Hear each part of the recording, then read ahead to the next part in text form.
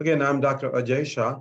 This is our happiness workshop. This is segment number 7 out of 20 segments total. So this is segment number 7.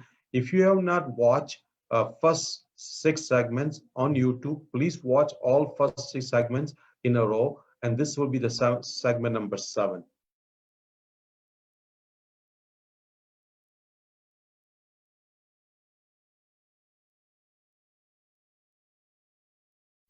Segment number 7 starts with a great quote by Ayn Rand.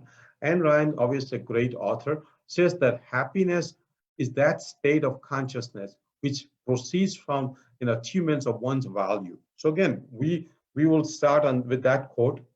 And there's a one theory of happiness that the narrower the gap, what you have become, and what is your maximum potential. So again, narrower the gap, what you have become, and what is your maximum potential. So if you can be at your maximum potential, you have a very high chance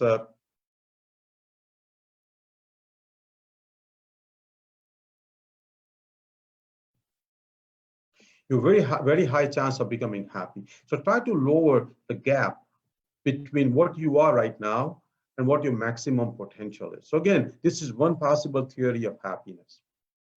Ann Landers, obviously a pen name for Chicago Tribune newspaper, said where Ann Landers says that the best things in life aren't the things. Again, the best things in life are not the things, and we'll expand on that as we go. Best things are not what are things in life. This again brings my great thank you note to Laurie Santos from Yale University, and she has the course of Science of Well-Being on Coursera. I highly recommend all of you to watch that course. I watched that course 2-3 times. It takes about 14 hours to watch that course, and I have taken all the great points from that course and put in this lecture. So again, if your time 14 hours, go ahead and watch that course, but I'll cover most of the things from that course in this lecture. Thank you, Laurie, again. Thank you, Laurie. You are great. So what things we think will make us happy, but actually in reality, not. Reality, they don't make us happy. So it starts with good grades. When we are in middle school, high school, we think good grades will make us happy.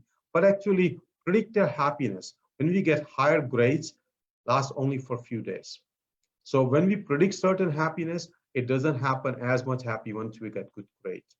Having a good salary also does not necessarily predict happiness. People who make 30,000, they want 50,000. People who make 50,000 want 100,000.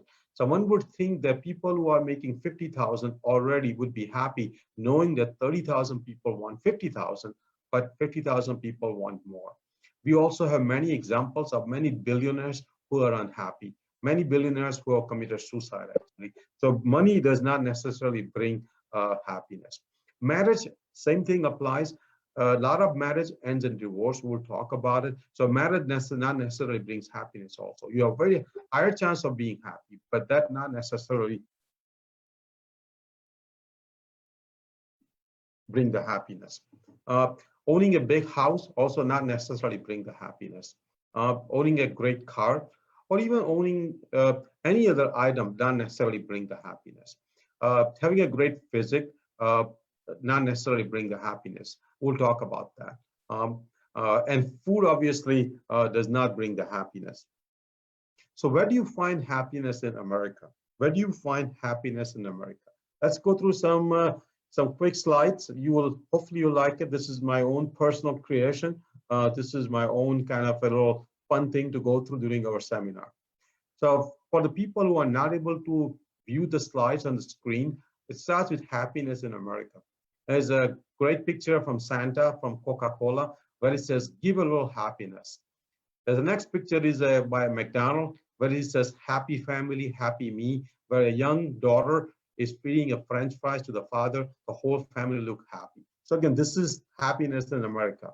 There's another happiness in America picture where it says, happiness in a box, happy meal at McDonald's. And the next picture you can see on the screen is where it says, not just unlimited pizza, but unlimited happiness. And obviously, next Coca-Cola again ad, happiness in a new bottle. People who you can see on the screen. I highly recommend you go on YouTube and watch this because you can see it on the screen. But if you are driving and if you're just listening to this lecture, I can describe the slides for you. Is the next slide where it says happiness in America, where build your own happiness, where there is a cheesy, looks like a beef burrito or some kind of chicken chimichanga, some kind of Mexican dish where it says build your own happiness. The next thing is a great slide. It says the Viagra, the original happy pill. So again, happiness comes in varieties of ways. The next slide for happiness in America is from Disney, where it says the theme park therapy, just like as if it's a psychotherapy, a theme park therapy, where Disney says that we create happiness. We create happiness. So again, happiness in America comes from a variety of things. Let's go through grades. We covered about the grades. Again, getting good grades may give you transient happiness, but not necessarily long-term happiness. If you predict that you're going to get a good grade, and if you don't get the same grade, you may become unhappy for a few days, but then that unhappiness goes away. Same way, if you get higher grades than what you predicted, it may make you happy for a few days, but then you come back down to happiness baseline. It brings to the next material thing, the income and material desires. So there was a freshman survey done 1965 and 2005. In 1967, financial well-being was only about 42% important versus in 2005 when it's about 71% important. So again, now we value financial well-being a lot more than 67, but meaning to life was extremely high in 67, almost 86% versus only 52% now. So again, now in 2020, we value more of a material thing than actually meaning to life. But there's enough proof that life satisfaction and income correlation is very poor. People who make more money not necessarily are happier. And again, that brings us to what is the minimum income you need to be happy? And that magic number is 75,000. 75,000. So if you make $75,000 for a family of 4 in an average American city like the city I live in, Okemos, Michigan, you should be happy. That's a max income you need to be happy. Obviously, if you live in New York or Los Angeles or some of the expensive cities, 75,000 may not be enough. But for an average city, 75,000 for a family of 4, all you need to be physically, mentally, materially happy. Actually, there was a survey done where people with high material desire, after 20 years, they had a higher chance of depression. So people who desire a lot of the material thing, many times in the future, they have very high chance of depression. Again, wanting and not eventually achieving also brings more unhappiness and depression. So again, less wanting, less desires probably is the way to go. That brings to one of the most important slides. I hope you can see it on the screen. This slide I have repeated twice in the whole talk because I love this slide. And I'll describe the slide for the people who are not able to see it on the screen. In the slide, this is probably from India, where there is a very poor street person who probably is homeless, lives on the street, a father, and his daughter. Daughter probably is about 2 or 3 years old. They both are looking at each other. They both are smiling. I can see the father smile, but I can more see daughter smile, the happiness on daughter's face, and the way the daughter is seeing her father as if he is the king of this world. And to be honest with you, I cannot duplicate this slide, even if I give anyone millions of dollars. When you see the daughter on this picture, and if I ask you whose daughter she is, you would think she's Bill Gates' daughter. She looks that happy on this picture. I hope you can see this picture on YouTube. I hope you are able to see this picture on Facebook Live right now. But this is, in my opinion, one of the most important picture. It says, well, who says you need money to be happy? Anybody can be happy. So again, that brings to the marriage. After 2 years of marriage, happiness comes to the baseline. There are 40% divorce rate in America. So again, marriage is not necessarily a guarantee to happiness. Obviously, if you have a great life partner like I have, you have a very high chance of becoming happy.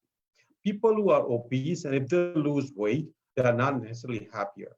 People who also go through cosmetic surgery, matter of fact, they have higher chance of depression and suicide after the cosmetic surgery. So those things don't bring you necessarily happiness. That concludes our segment. That brings the next reflection for this segment. Do you recall any material thing which thought will make you happy after buying, but it did not? So again, it could be your house, could be your car. Um, One second. Could be your house, could be your car, anything which you thought will make you happy, but did not make you happy.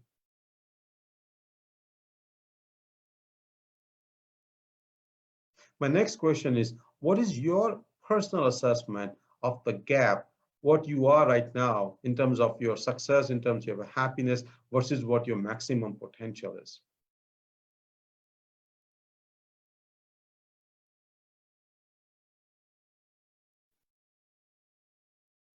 And my next important question, I'll keep reminding you, when would you take the PERMA test? When would you take the PERMA test? That again concludes our segment. There are 20 segments in this seminar workshop. Please watch them in a row. We will be on YouTube. We already are on YouTube. We are already on Twitter, Facebook, and Instagram. Please like on all social media. Please invite your friends and family to like all our social media. We post every day, 4 or 5 times. On Facebook, we post 5 or 6 times a day, all tips about healthy living. So please like us on all social media. Thank you.